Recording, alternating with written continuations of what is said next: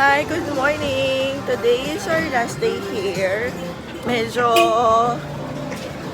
bumibigay na yung katawan ko.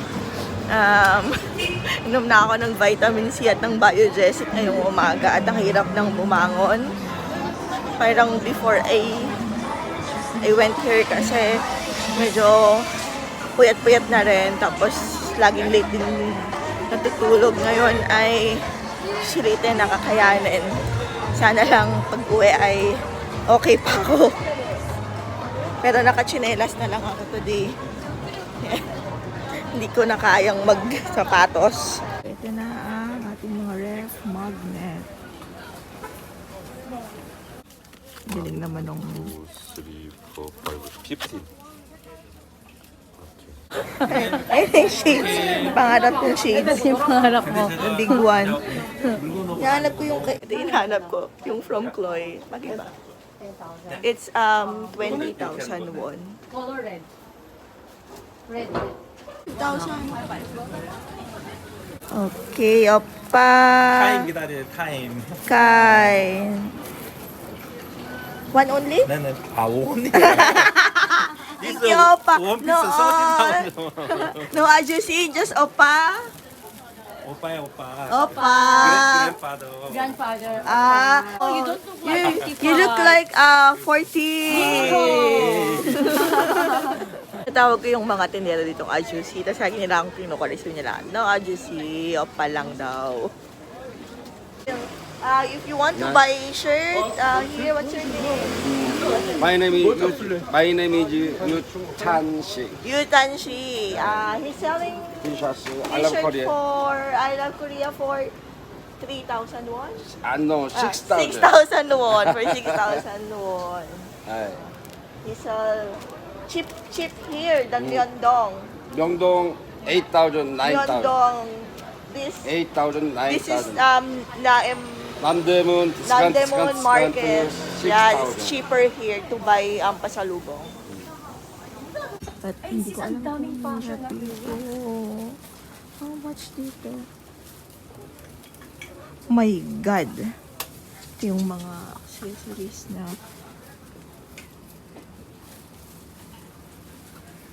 mga gusto. Maling diskarte. Bumili na ako sa underpass. Dito pala yung madaming accessories. Oh, I like this. This is the one doing the accessories. Oh, ang ganda. Ang ganda, oh. Kaso cash basis lang sila. Ito yung 5,000. And this is 8,000.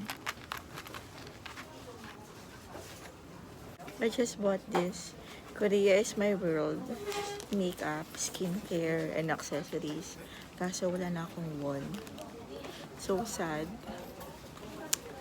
Mag-work na ulit ako. Tapos na ulit gumastos. And here's so we're going to Lotte Outlets para bumili ng green tea na favorite ko sa hotel.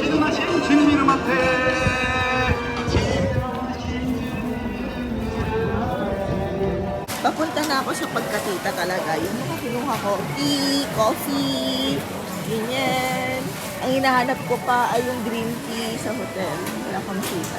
Ito lang! Anong booking ito? Ito. Ito? Booking. Ano yun? 1+1? Ayun no? 1+1.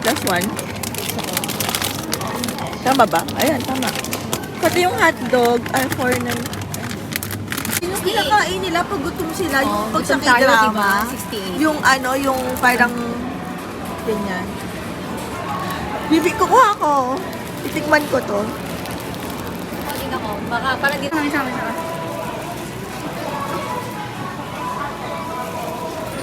Oh, okay, okay.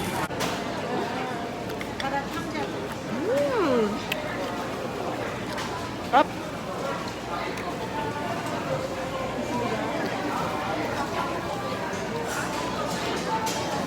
Sarap. Ha? Bagong gawa.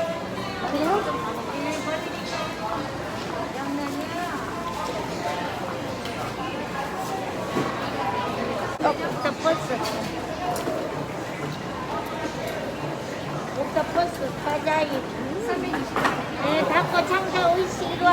タコで美味しい。オクトパス。ハウチはハウチ。タコいるわ。Buy one, take one. 8, 9. Magkano, Achi? Uli? 300, tapos dalawa na. Lord, maraming racket, please. Thank you. Self-service is nakakaini. Card. 이거 Corn dog. How much is this? 5,000. 5,000. One. Wait. Last night namin dito sa Myeongdong. And ubos na yung one namin, kaya malungkot na kami. Limited na ang aming pagkain. Yung talaga, back to reality in a few hours. 궁금한 얘기 아직 안 했어. Ayan. Naghati na lang ngayon sa'yo. Ay.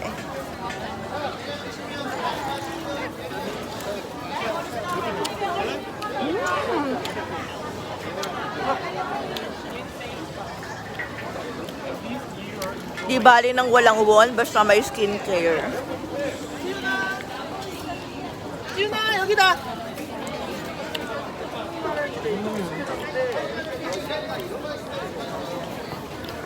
내일 알바. Ayan na yung mga BTS. Hindi ko alam kung anong gusto nyo. Pili lang. Ayan, umuulan. Pero, buti na lang pauwi na kami bago umulan. For the past days, maganda yung panahon. I heard last week, hindi okay yung panahon. Dahil umulan, bumalik muna kami dito sa inn. Para kumuha ng payong. Pero magtiti muna ako. Ito yung favorite na tea ko. Nagustuhan ko siya. Brown rice green tea. Hindi siya matapang. Pero nakakailang tea ako. Every night nagtiti ako dito. Tsaka every morning. Ayan, lahat na experience sa Korea. May clear akong payong. Sino kaya ang sasabay sa akin? Dapat pala tinry ko, no? Yung wala akong payong. Tapos, tatry ko kung merong mag-o-offer sa akin ng payong. Ito na ang pinale ni sister. Ako yung pangat na sabi ko. Ayan na, itatry na natin ang pang-pinale natin. Ayan! Pinale! Ito ang pinali natin, ha? Ha? Ang pinali natin, bongga. Oo. Thanks, sis. Sabi ng national TV. Sabi ng national TV. Which one is good? Sabi ng national TV. This is good. Grilled chocolate tail. And then this one. Ay, sure. And then, hindi pa tayo Ay, nagpo-poke. oo nga. Mukbang. Todo na to kasi wala na tayo ibibili pa. You cook for us? Ha? You cook for us? No. Hansa hemo ba yan? Hansa sa hen. You help? I help. Thank you. Thank you. Okay.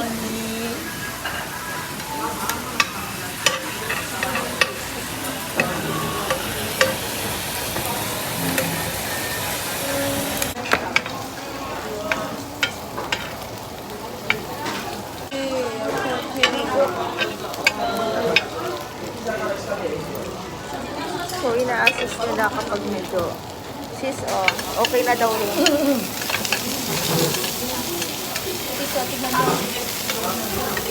Asan yung rice? Rice? Rice to make it? Two? Rice two?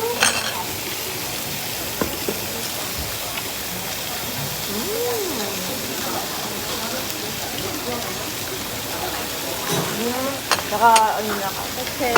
Thank you. That's okay.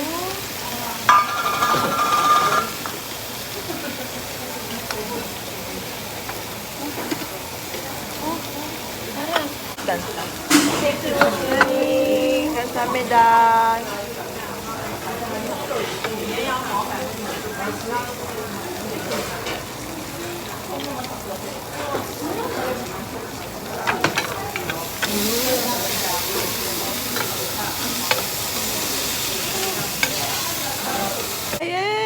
empty money ko. Meron mo palang 18,000 won. Kala ko lang akong pera. So, natataranta na naman ako. Kaya, bumibili na naman ako sa convenience store ng pangpasalubong. This is not for me. For my loved ones. Huwag kayong maniniwala sa sabi-sabing last na ito. So, nakita na namin yung favorite kong green tea. Korean organic green tea with brown rice. Kasi kailangan ko din talaga ng green tea. Bumibili din talaga ako ng turmeric and green tea. And this is masarap talaga. So, ang hirap maghanap.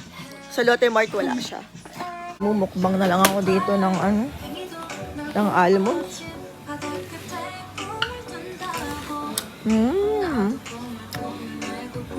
Sarap? Sarap nga. Tikman natin lahat. Pero syempre, sarap. Ano ba?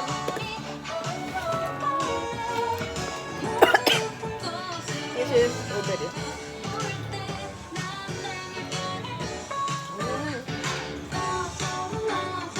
Oh, sige.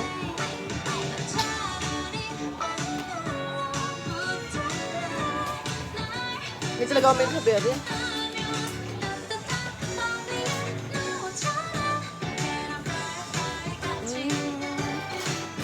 Okay nga. So. The best yung honey butter.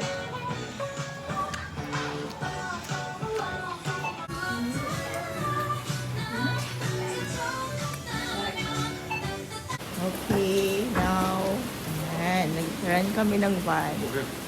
Okay. Hi! Sister is sleeping na. It's 3:20 Korean time.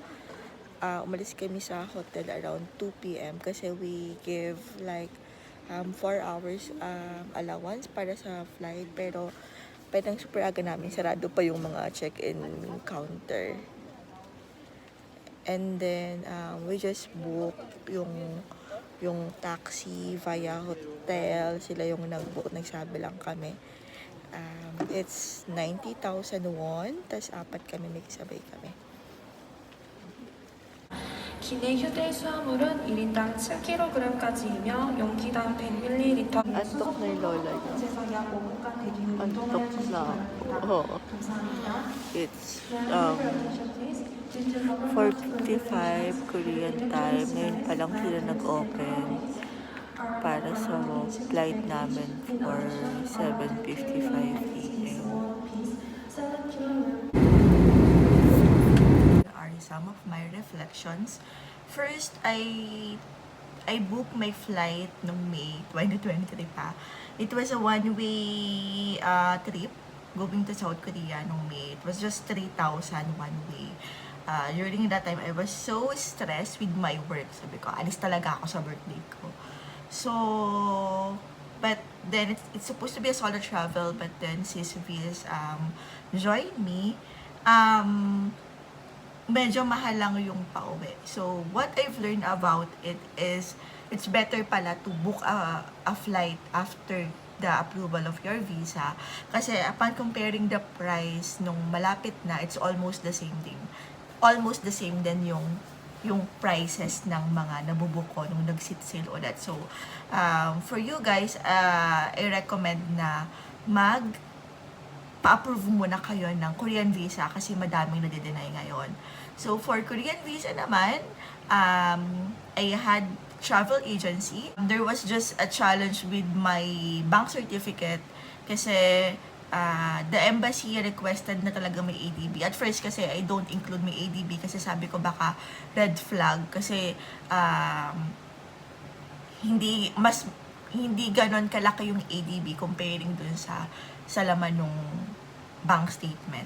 For my bank certificate, I always request sa BPI, even sa Japan visa ko sa BPI. Kasi mabilis sila. Kahit sa ang branch kasi pwedeng kumuha. Tapos lunch break ko lang siya kinuha. Nakuha ko kaagad. It's just 300 pesos with ADB na. Surprisingly, between Nami Island and Garden of Morning Calm. I enjoy Garden of Morning Calm. yung buong trip, sulit naman siya, ay Bukit Bayakuluk. It's just like, parang 3,200. Susunduin kayo sa Samyong, susunduin kayo sa place, sa pick-up location, and then daiyahatid din kayo doon. So, for me, it's sulit na rin. Walang stress. But the challenge is, limited yung oras sa bawat pupuntahan. So, for example, sa Petit de France, it's only 1.5 hour. Sa Garden of Morning Calm, it's only 1.5 hour. So, talaga nagmamadali ka.